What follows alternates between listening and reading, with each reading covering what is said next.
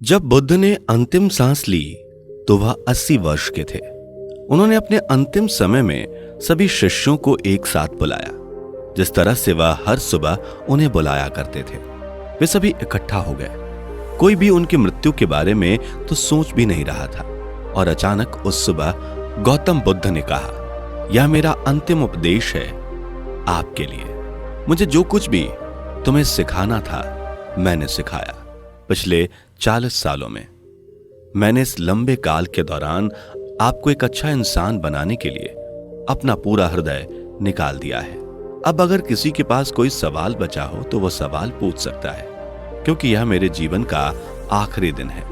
अब मैं इस जीवन रूपी सागर से दूसरे किनारे जाने वाला हूं, क्योंकि अब मेरी नाव आ गई है। गौतम बुद्ध की यह बात सुनकर सभी शिष्य चौंक गए। वे रोजाना की तरह सिर्फ दैनिक प्रवचन सुनने के लिए आए थे।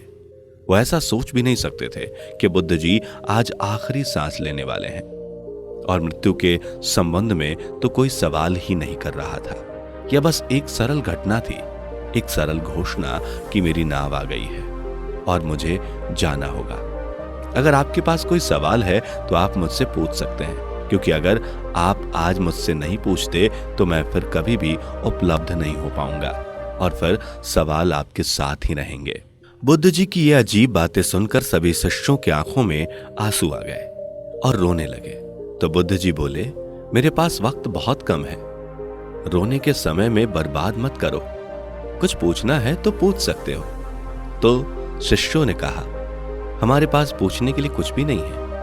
जो सवाल आज तक हम लोगों ने आपसे किए, उन सभी सवालों का जवाब आपने दिया है। तब बुद्ध जी बोले, मैं अब आप सबका साथ छोड़ रहा हूं।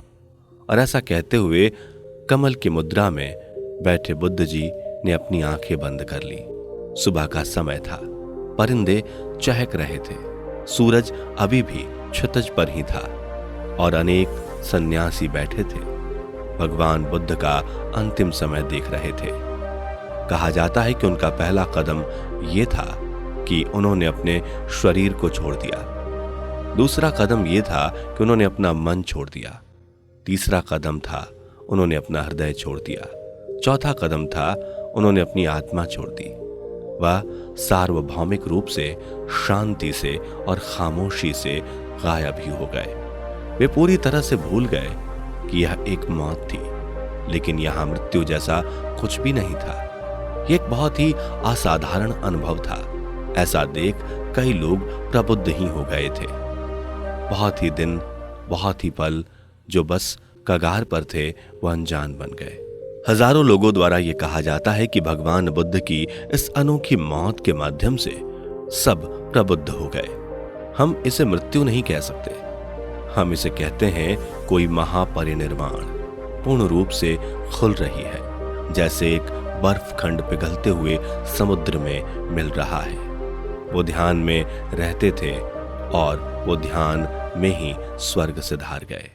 भगवान गौतम बुद्ध, जिन्होंने अपने महान विचारों और उपदेशों से दुनिया को एक नया रास्ता दिखाया और समाज में अनोखा परिवर्तन लाने में अपना अहम योगदान दिया, गौतम बुद्ध द्वारा दिए गए उपदेशों को मानकर कई लोग न सिर्फ अपने जीवन में सफल हुए, बल्कि उनके मन में समाज के प्रति प्रेम और सद्भावना का विकास भी हुआ। गौतम बुद्ध भारत के महान दार्शनिक, वैज्ञानिक, धर्मगुरु, एक महान समाज सुधारक और बौद्ध धर्म के संस्थापक थे। गौतम बुद्ध ने हिंदू धर्म में सिद्धार्थ के रूप में जन्म लिया था। बाद में उन्होंने गृहस्थ जीवन में भी प्रवेश किया, लेकिन अपनी शादी के कुछ समय बाद उन्होंने अपनी पत्नी और बच्चों को त्याग दिया और पारिवारिक मोहमाया से अलग होकर वे बौद्ध धर्म के प्रवर्तक बन गए। भगवान गौतम बुद्ध दुनिया को जन्म, मृत्यु और दुखों से मुक्ति दिलाने के मार्ग की तलाश कर सत्य और दिव्य ज्ञान की खोज में लग गए। इसके बाद उन्होंने भौतिकवादी दुनिया में अपना रास्ता ढूंढा। करुणा भाव से भरे हुए सत्य और अहिंसा को महात्मा गौतम बुद्ध ने अपना जीवन का आधार माना, और बाद में उन्होंने लोगों को भी इसी मार्ग पर चलने के लिए प्रेरित किया। उनके महान उपदेशों को सुनकर कई लोगों ने अपने जीवन तक बदल डाला। अगर आप भी अपने जीवन को बेहतर तरीके से जीना चाहते हैं तो महात्मा बुद्ध के इन अनमोल उपदेशों को अपने जीवन में जरूर अपनाएं। भले ही उन्होंने इन बातों को सैकड़ों साल पहले कही हो, लेकिन आज भी उनके विचार आपको सफल इंसान बनाने में सहायता करेंगे। गौतम बुद्ध के जीवन के अंतिम पलों की जानकारी आपको कैसी लगी, कमेंट करके जरूर बताएं। और महात्मा बुद्ध के इन अनमोल उपदेशों को सुनने के लिए इस चैनल को सब्सक्राइब जरूर कीजिए।